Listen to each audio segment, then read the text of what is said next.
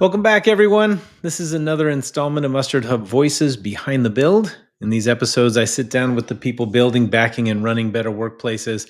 I'm your host, Curtis Forbes, and my guest today is Peter Dalton. Peter is co-founder and CRO of Veton, an AI hiring platform built to automate resume screening and first-round interviews, so every candidate gets a fair shot and companies get to the right people faster. Before Veton, he spent nearly 2 decades leading high-performing sales teams at both startups and global enterprises, known for building new revenue streams, coaching teams through rapid growth, and consistently topping performance charts. He combines deep sales leadership experience with practical view of what it takes to scale teams today. Welcome to Behind the Build. Thanks so much for joining me, Peter. Yeah, hey, Curtis. It's looking forward to the conversation. Great to be here. Yeah. So, for anybody who doesn't know, I should first ask, how long have you been out of rugby? Long enough. By 10 years. When my kids were born, it didn't really allow for time. I'd been coaching. I was playing, and then I started coaching locally, and the kids just took over my time. So my focus is now on things like under-8 soccer and dance and things like that. I don't dance, but my kids do. Fun. Well, you have a relatively long and impressive career in tech, but most of that experience, I guess, hasn't been in the HR tech space. So, what brought you to the world of human resources? Yeah, it's interesting. My co-founder reached out to me. I was kind of merrily ticking along in my life in a previous organization. It was actually a med device quality management system company, and he reached out and mentioned, this is what we're doing in terms of the product I'm looking at building. And I think it's something you'd be really good fit for to help me kind of build it and come in for the go-to-market side of things.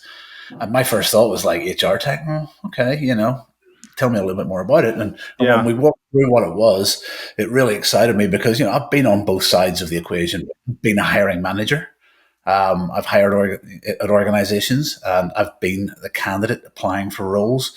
And, even as little as a couple of years ago, the system was kind of broken. Applicants were applying, people weren't hearing back. People who were doing the interviewing were kind of facing this overwhelming mountain of candidates applying, hundreds and hundreds. There was no way of getting through them all. And so as a result, people are getting missed and issues are being faced. And so it was just a really big problem I just felt really excited to solve, because I'd been in it and I'd felt it. So that's kind of what led me to take the leap and join in for Veton. I love that. I love that story. What, you came from this other organization, you saw this incredibly enormous problem to solve, right?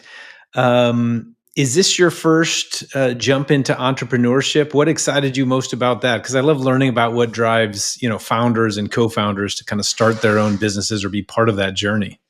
Yeah, for sure. I mean, if you'd have told me a few years back, hey, you're going to start a tech startup, I'd probably have laughed at you. You're crazy. That's not my thing. I have always enjoyed solving problems. I like thinking outside the box. I like looking at problems and seeing about innovative ways to solve it. And as you say, this is a large problem. It's something that organizations are really challenged with. Candidates are feeling the pain. And so I really felt that it was somewhere that my skills could really bring something valuable to bear. And it just really genuinely excited me. It's one of those things that solving that problem for people, we're taking on so many different elements, so many different roles. When you're forming a startup, it's just really exciting. And that kind of constant change, that constant need to think outside the box is something that just really always appealed to me from my time working at startups in previous lives. Peter, your company is doing some very, very cool stuff with AI in the world of applicant tracking. So tell me a little bit about Veton. What does it do? What exactly is it for those listening? Yeah, the quick answer is we're really alleviating a lot of the stress at the top end of the hiring funnel. So ultimately, organizations are facing an influx of candidates.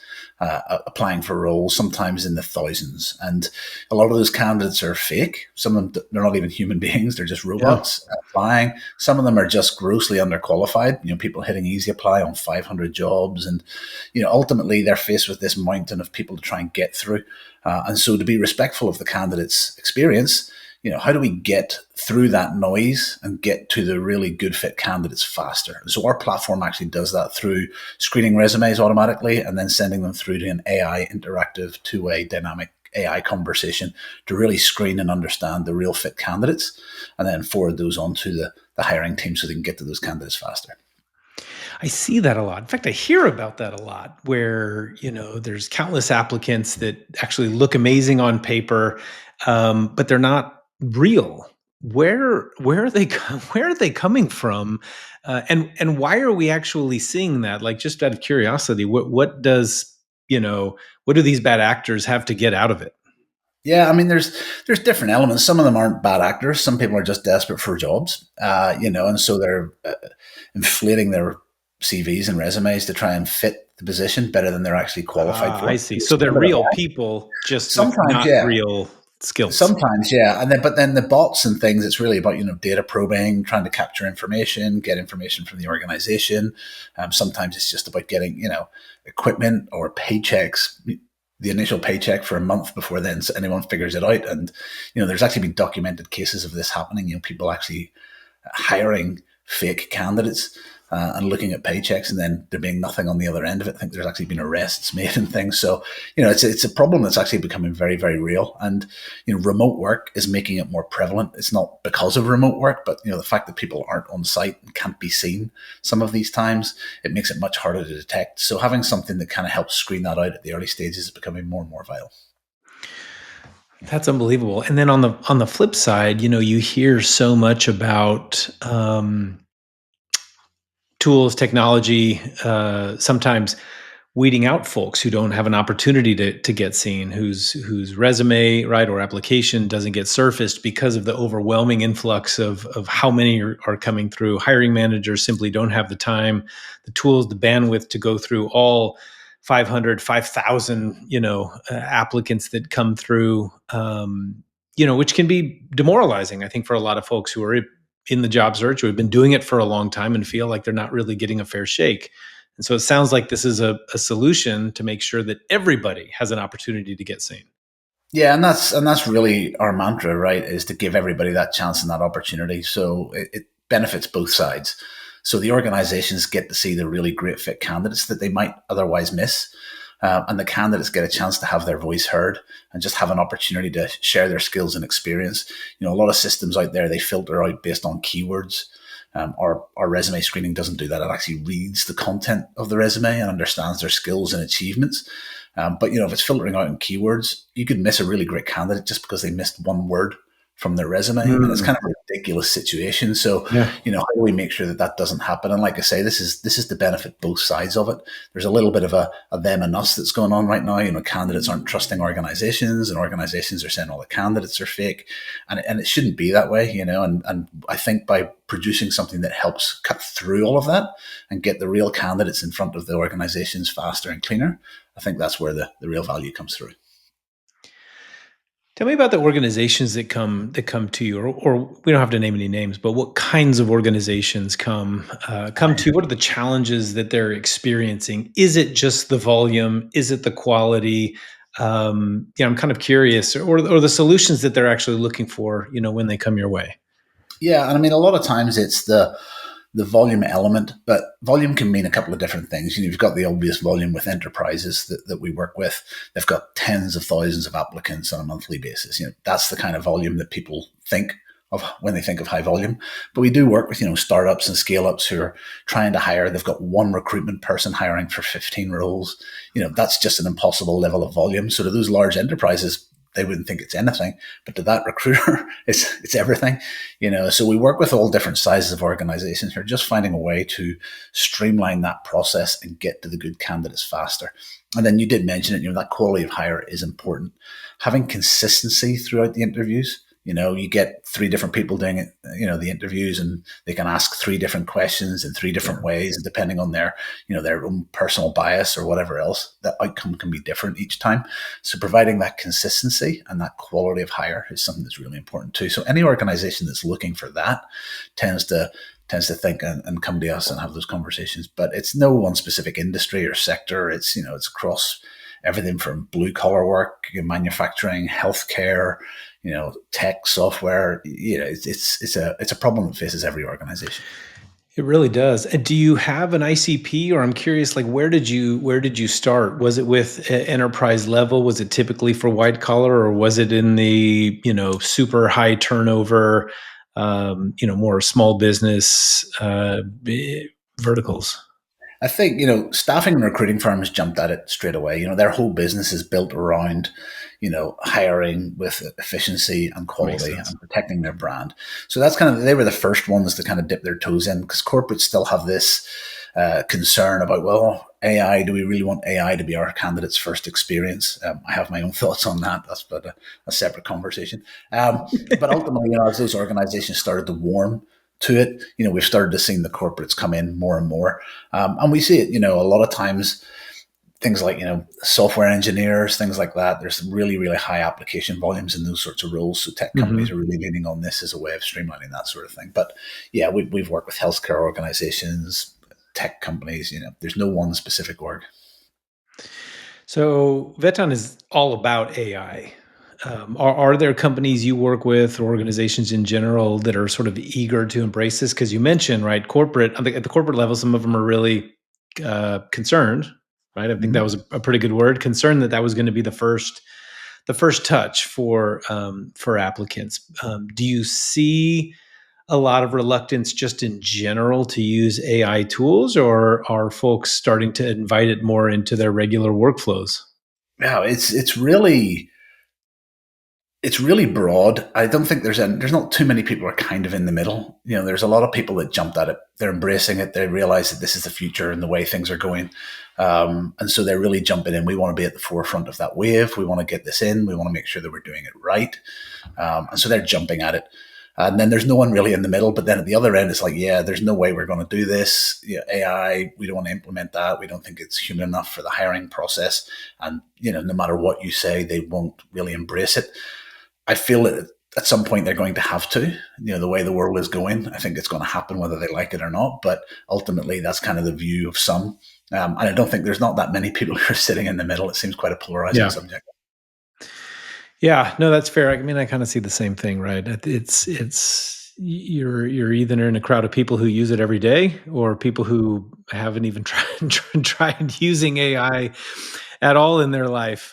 So I know that not everybody's embracing it with open arms, and in the workforce, I think some still have a lot of anxiety about how it's going to impact them. Right.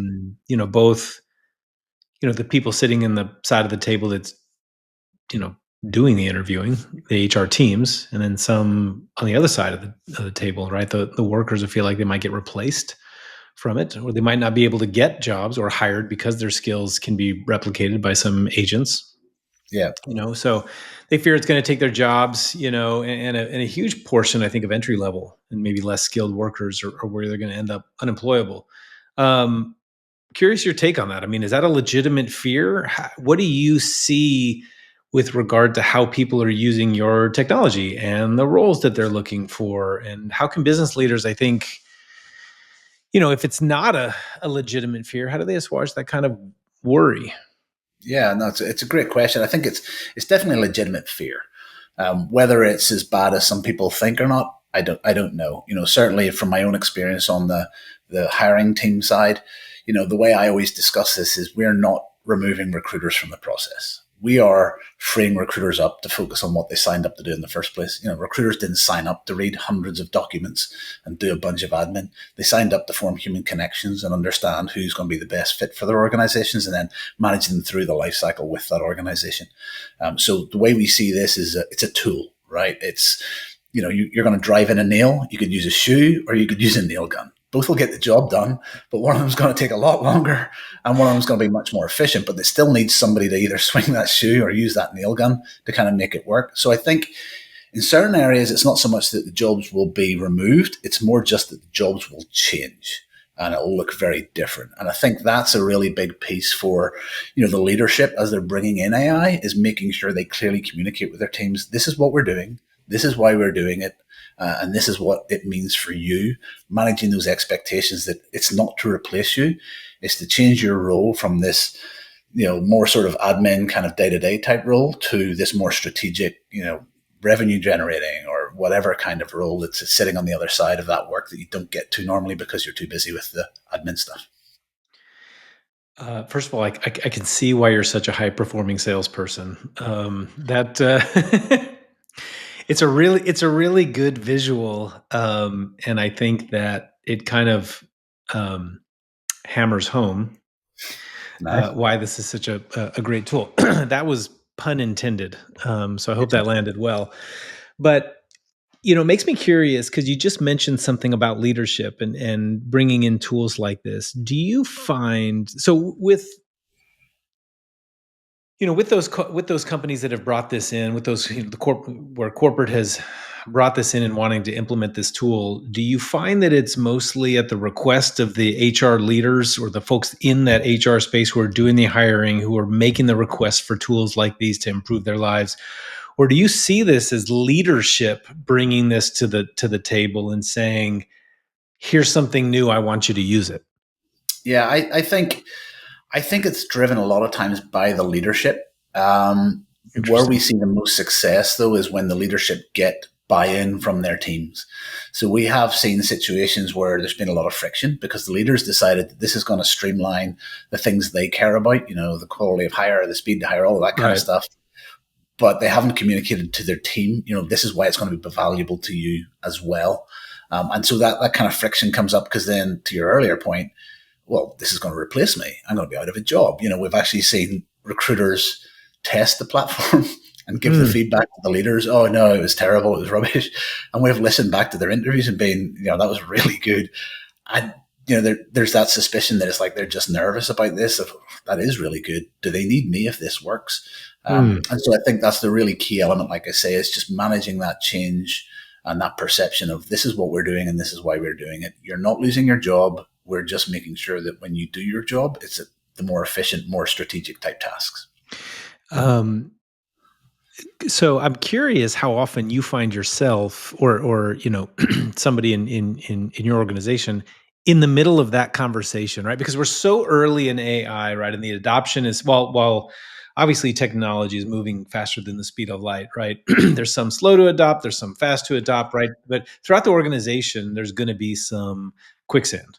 And I'm kind of curious, just in your position, how often do you find yourself in the middle of that conversation where you're actually working with the HR, person to help them understand how to use it and why it's going to augment their role, um, rather than the leadership actually having that conversation with them? I try and encourage it as much as I can, because I think, like I say, the fear, it may not be as much as bad as people think it is, but it's definitely valid, the concern that people have. And I think a quick conversation, 9 times out of 10, a quick conversation about what it is and what it means. And everybody's like, oh, this is great. Yeah, I'd much rather do that than what I'm doing right now. Yeah. And so I try and get involved in those conversations because I think being able to answer their questions about, well, how does this work? How does that work? What happens if this happens? Takes that fear away a little bit, and they realize, oh, okay, this isn't what I thought it was. This is actually a good thing. And so I try and get inserted in that as much as possible. But we do see it all the time regardless. We'll see the leadership. It's almost like they're going to their own teams for approval, which is an interesting sort of reversal from, days in the past where it's like the team had to go to the leaders for approval. Mm-hmm. It's very much a case of I want to make sure my team are comfortable with this, which is great to see, right? The leaders are caring about their team and how they feel in their jobs. And that's why I want to try and help as much as I can in that. So this is kind of a good topic to jump into bias, I think, in the hiring process, right? Because we talk about how it can augment, some people's jobs, help them do it better, faster, be more productive. But there's a lot of there's some controversy, right, in using AI in the hiring process. I think there's a lot of fear. about it bringing bias into that process. There have been situations, where AI has been, I think, or at least perceived to have been discriminating based on a variety of different things, right? Race, age, gender, whatnot. How can those things be avoided, right? What steps do companies take to prevent AI from becoming biased? Is it inherent in the technology? Can you use it a different way to make sure you're avoiding any sort of problematic situations? Yeah, absolutely. And this is something that's really, really important to us, right? Is part of the reason we built this is to ensure everyone gets a fair shot in the process. So you hear a lot in hiring about, my gut says that this person isn't the right fit. And a lot of times that really just means my own unconscious bias says I don't like this person for some reason. Mhm. And so organizations hire people who are like them. And so that kind of crushes innovation, it crushes diversity. And that's not the best way to drive an organization. So we're really passionate about this.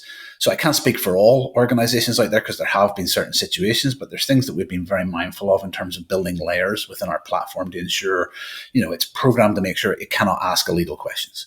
It was interesting. We actually had a client who we chose not to work with who was trying to ask illegal questions. And they were saying, we wanted to ask this. And we said, well, it won't do that.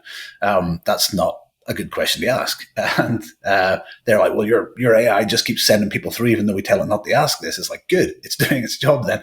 And so we actually chose not to work with them because they were trying to make it ask an illegal question.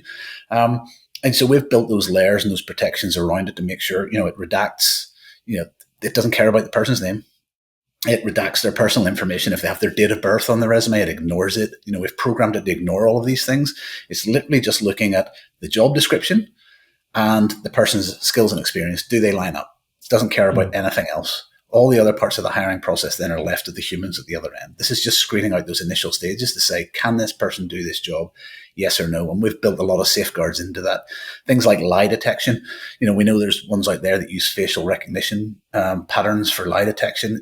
I feel there's a risk in that. A nervous person can come across as lying, and it's not, they're just nervous, or perhaps they have some disability that creates something in their facial expression that means it comes across as a lie. That's not how we build our cheat detection. We build it on speech patterns and things instead. So we're very, very mindful of making sure we put barriers around that, but it's something you have to be really, really aware of, because if you just let AI do its thing and go out into the whole internet, it can look at all sorts of crazy sources for its information, and that can lead to problems. So it's something we've built really strongly around, is making sure it can't do that with our platform. You mentioned skills and experience. What about education? Where does that fall? It depends on how important it is. It's like, have they got the certifications they need to be a successful doctor or things like that? Then, Sure. okay, that's fair and that's valid. We did have one organization ask us, can we rank people based on the school they went to? And we said, no, we can't do that. From our point of view, it doesn't matter. Do they have the skills to do the job? Yes or no? It doesn't matter what institution they went to get the skills to do that. So, there's a line on that where you have to be very careful in terms of how you look at it, because there's certain situations where education is required. You can't just be a doctor. You have to go to medical school and pass all these exams. Well, I hope so anyway. But at the same time, we want to make sure that it's not, looking at the things that don't matter. I've got a degree in physics. Does that make me better at a job than someone else? No, it doesn't. Do I have the skills to do that job? Yes or no? So let's look at that. I think that it's really clear and it's obvious, right? AI can be super beneficial in this hiring process. I would argue across the entire employee life cycle, right? From your perspective, what are some of the benefits HR teams are seeing from adopting AI tools across human resources and people ops, right? Maybe not necessarily just in the recruiting. I mean, there's obviously benefits starting with recruiting. Not easy for humans to give proper attention to hundreds of applications for a single role, right? We sort of covered that part, and we just talked about bias. I think humans are probably worse at it than machines. But talk to me about the whole sort of employee life cycle and in human resources and people ops. Yeah, I think it's anywhere where it takes away administrative tasks and lets the HR team focus on what they signed up to do. People get into HR because they care about the people in their employee. They want to make sure that they're treated well, they're treated right, they're rewarded fairly, that they're happy in their roles, that they're being productive for the organization, that the organization is getting their best out of their team, all of those kinds of things. And if they're focused on like mundane day-to-day tasks, then they maybe don't have enough time to do that in the way that they should. So that's the first thing, is kind of removing that side. The other thing I think is AI is incredibly good at pattern detection. So things that humans might miss, within employment, once the candidate has been employed and they're working at the organization, their behaviors, their traits, their results, all of these things, AI can look at patterns and maybe predict, okay, just keep an eye on this person. Things are dropping in a way that maybe you don't notice, but I do. So you might want to have a conversation with them. Stuff like that, where it can sort of lend a little bit of an extra eye to the analysis that humans might sometimes miss. In order to sort of best embrace all of these tools, these AI tools and platforms, I mean, what kind of advice would you give to HR leaders that what they need to learn, or what they should prepare, right, just to remain competitive in their respective roles? Yeah, I think the first thing I always say is like, look at where you really need it. So AI is cool. The people who want to embrace AI are going to embrace AI. It's like, let's put AI in place. Where? Everywhere. Why? Yeah, I don't know. exactly. AI. They don't even know why they're doing it. And I think it's really important. It's like, what problem are we trying to solve? What are we trying to do here? What issue are we having as a business that we need to fix? Okay, this AI can fix that, or this AI is not actually going to do anything for that. And so that's where we see AI implementations fail a lot of times, is they've implemented it because it's something they want to do without really understanding what's the outcome here? What does we want the end result to look like? So that's the first thing, is really understand, where are you using it? Why are you using it? And what do you expect in terms of those outcomes? And then the other element, like I say, is just communication. With the team, with their own leaders, just making sure everyone understands this is what we're doing. That kind of assessment I talk about. This is what we've done. This is why we're doing it, and this is what we're going to get out of it. So it's both doing that analysis and then communicating it clearly across the organization. And then the last part is kind of start small. Is don't just jump in and change everything. It's like, pick something, start small, show the value, and then grow it from there. And I think that seems to be where we see most of our implementations have the most success, is kind of branching in and kind of scaling out from a successful initial implementation. That's smart, and I think that's really good advice. You talked about it generally coming down from leadership, right? Implementing all these new tools, and I'm kind of curious. In order for leadership, in order for their workforce, I guess, to be more AI ready, or to prepare for the new tech that's coming kind of down the pipeline, how does leadership set appropriate expectations for their workforce? So you started off with a really, really great, some great advice, right? To start with outcomes, I guess, right? How do we set good expectations, though, for this workforce with regard to with regard to the outcomes that we want, right? I guess, because there's going to be some people slower to adopt it, faster to adopt it. Adoption might not even look like what leadership expected it to be. Right. And So, I yeah. think that's an age-old challenge. I remember being on sales teams when leadership was saying, right, we're going to use this new tool. And, the sales team were like, I've done things my way for the last 2 years. I'm not changing. That sounds terrible. And it's not that the tool wouldn't have made them more efficient. It's just people don't like change a lot of the time. And so I think, those expectations, getting them clearly bought in as part of the process of that. Well, okay, what outcomes do you need? From your point of view as a recruiter, from our software point of view, what challenges are you facing? What do you want the outcomes to look like? Okay, Mhm. my outcomes need to be this, yours need to be that. And they're actually aligned in terms of this solution. It's actually going to solve both. So getting them to see what their own personal outcomes are going to be from it, getting them emotionally involved in the success of it because of what they're going to get from it too, is going to be key. So I think it's really important that they understand their team, the challenges they're facing, and will this platform also help them? And if it doesn't, then okay, there's a misalignment there. I want this and you want this. Okay, why is there a misalignment? That's a bigger conversation and Yeah. bigger thing to solve. So I think it's really worth making sure that those two things align, but understanding that with a bit of empathy for the team in terms of what they're facing, it really helps. You're in an interesting position given what you do and the clients that you speak with, and I'm kind of curious. Do you see organizations that are hiring for jobs whose, roles just are really not quite even fully defined yet, simply because they have something to do with AI or some new technologies and implementations, and I'm just kind of curious, like, or even, curious how in some organizations there may be roles that have to change or that simply don't even exist yet. Like, what do you see?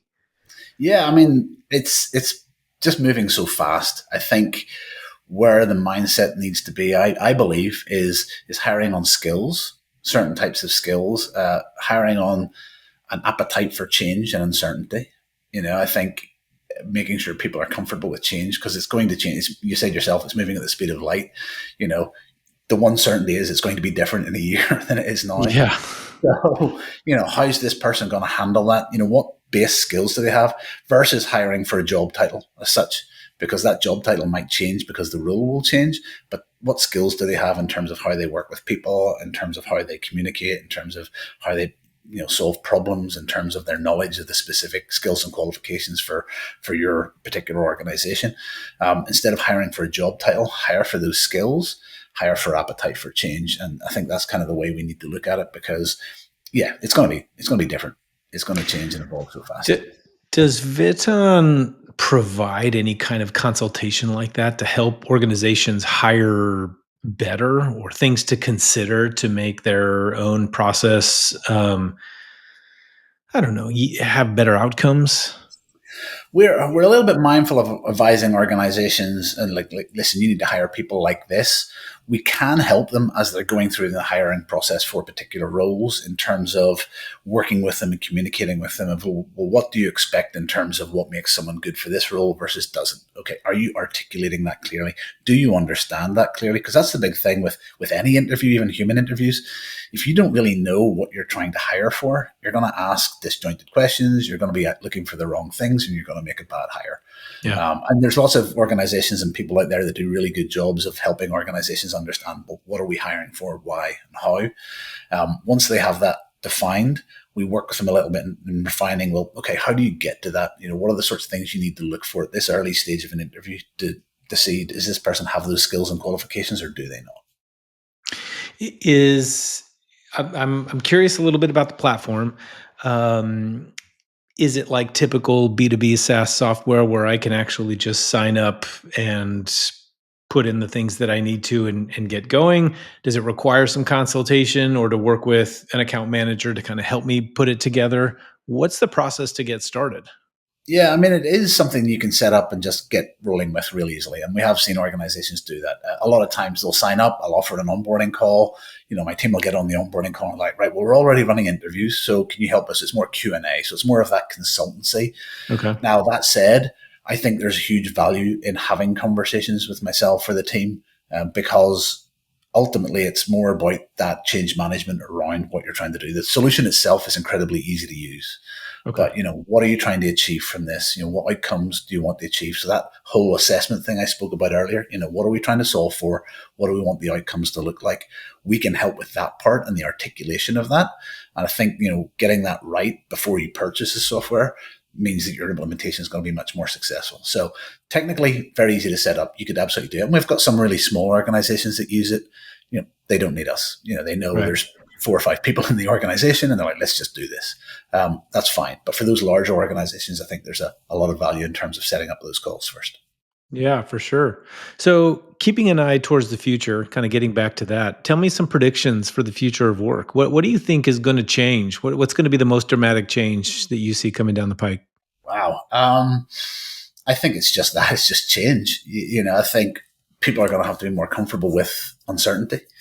In the workforce, I think it's just that roles are going to change and shift so quickly. The idea of I'm an account executive, that might disappear because, well, what does that mean? So what does an account executive look like in 1 year, 2 year, 3 year, 4 year time, in terms of how much is being done by AI? Am I an AI manager who's actually selling, or am I, managing an AI that's doing the selling for me? Those kinds of conversations. So I think that just being able to handle that kind of uncertainty is something I really, really see. But I think over time, people are going to embrace it more and more. They're going to embrace AI more and more. And so it's only going to spread throughout the organization. So for me, it's going to be a major increase in AI being a requirement for people in terms of their roles, must be able to do X, Y, Z with AI. And I think that's Yeah. going to be more and more of a requirement in the future workforce. There's statistics, that show how much of a shift, right, is that the at least in the U.S. that the workforce is moving towards the gig economy, right? That there's expectation that greater than 60, maybe even closer to 70% of the entire U.S. workforce in the next 5 years is going to be involved with it somehow. Doesn't necessarily mean that it'll be there full time. It could even be in some tangential way, right? I'm kind of curious on your end. What do you see in terms of how the hiring landscape is changing for the diversity of worker classifications? Do you see a lot more contractors? Are things moving towards more part-time? Is it typically, salaried full-time work? How do you see that changing at all? I think it's already changed significantly over the last year or two. I've certainly seen a lot more of, the fractional type roles coming through. I've seen a huge increase in that even just in the last year or so. And I don't think that's going to change anytime soon. But I think a lot of the core workforce will remain largely the same for the foreseeable future. But again, who knows? With AI Yeah. and those, I could be completely wrong. And I think again, that's back to my earlier point of I've got to be comfortable with that. That as we sort of look at those trends over the coming 6 months, what does that look like? What could that be? How do we best prepare for that? And then when we get to that 6 month point, well, where are we now? What does the next 6 months look like? I think if you're trying to plan 2 or 3 years out, you're in a risky position because of the way things are Yeah. going. There's a lot of stuff people couldn't possibly have predicted. Well, unfortunately, we can't train our AI to tell the future. No, nice. That whoever builds that one next is has really got something for all of us. So, with the new world, I think of tech advancements, like what should tomorrow's leaders be prepping for? We've talked a lot today about today's leaders, today's HR operators. Are there skills and competencies that they need to focus on, or that tomorrow's leaders need to focus on? Are there knowledge gaps that need to be filled? What do you think about that? Yeah, I mean, I definitely think they need to have an eye towards their workforce understanding AI, how it works, the limitations, the benefits, the risks. So there's definitely that element of it. I think more and more that's going to become prevalent. I think, as I mentioned, just prepping your workforce for change. How do we manage change management? How do we keep our finger in the pulse of our employees to understand where they are mentally with all of it? Because, there is a lot of uncertainty and some people handle that better than others, Yeah. so how are our team feeling about that? I think that's going to be more and more important, is having a finger on the pulse of that to understand where they are, where they sit, how they feel about it. And then having ways to mitigate and manage for that as they go. So I think that's really where I see the biggest area of focus needing to be. And then obviously that sort of strategic forethought of like, hey, what's the next thing? How do we then apply that to what we're doing right now to make ourselves better and more efficient? And how do we use that in a safe, risk-free, ethical way? So kind of keeping those things in mind. You talked about wanting Veton to be on the forefront, right? Of this proliferation of AI.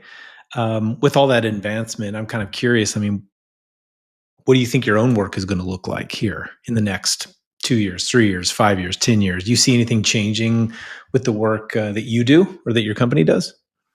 Yeah, I mean, I feel that there's going to be areas where the inbound application side is going to become less and less. Possibly, I don't know. I'm guessing, but as matching tools, as sourcing tools get better, the ways of finding candidates and understanding who's a fit, who's in role, the ways for candidates to put their hands up, I think is going to evolve. And so being able to capture that and ensure that you can kind of facilitate those conversations faster and sooner, I think we'll see a huge change in how hiring's done. Because, like I say, that the reason we do so well right now is that the process is broken. Candidates have distrust, companies have distrust, and this is just becoming a snowballing effect in terms of the issue that we're facing. So we solve for that right now. And what we're looking to see then is, okay, once we kind of solve for that and bring things back to a nice middle point, How do we keep that flowing in a nice status quo? Help candidates get in touch with the roles that they're right fit for faster, and help Mhm. the organizations get in touch with those people faster. So kind of short circuiting a lot of that back and forth that we see right now. I love that. I'm curious. So I always like to wrap up with this question. If you have this, single piece of advice, whether it's a business leader, whether it's an HR, leader, somebody in that space, but when it comes to adopting AI in their human resource processes, people ops, whatever it happens to be, what's that one thing that you tell them, right? The one piece of important advice that you want to leave with them if you only have, you're a minute, on an elevator to the top floor before they walk out the door? What's that one thing that you have an opportunity to tell them? Good question. Slow down to speed up, I think. So, what I mean there is do that thought process about, what am I trying to solve for here? Don't just implement AI for the sake of saying, I implemented AI. Look at me, I'm super cool. Uh, Implement it to solve a problem. Understand what that problem is, and what the outcomes need to be. But don't drag your heels on it, because your competitors are going to be implementing it now, Yeah. and they've already done that. And so if you're doing that a year from now, your competitors have got the jump on you. They've been more mature in it. They're more practiced at it, and they're going to be better at it than you are. So, have that, think about it, and then do it. Don't wait. I love that. Slow down to speed up. That's I think that probably needs to be framed on everybody's wall office in their office space. I really appreciate you taking the time to join me, Peter. Thank you so much for today. Yeah, no, listen, I appreciate it. I've enjoyed the conversation. Been fun. Yeah, it was a lot of fun. And of course, thank you all for joining us. This is Mustard Hub Voices Behind the Build. Be sure to subscribe so you don't miss the next episode. I also recommend visiting mustardhub.com. There you can learn more about Mustard Hub and get started for free. Discover how we help companies become destinations for workplace happiness and turn culture into a competitive edge. Until next time.